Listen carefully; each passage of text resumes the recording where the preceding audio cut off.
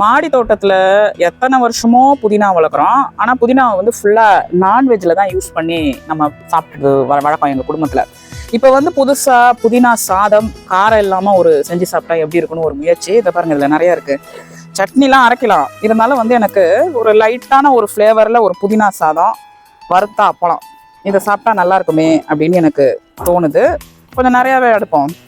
இது வந்து நான் கோடை மழையில் ப்ரொபகேட் பண்ணேங்க அந்த புதினா. இது நல்லா சூப்பராக வந்து வளர்ந்து நிற்கிங்க பாருங்க. எனக்கு ரொம்ப சந்தோஷம் இவ்வளோ புதினா அறுவடை பண்ணுறது. 5 மணி இருக்கும், 36 டிகிரி செல்சியஸ் போட்டு கொளுத்துது.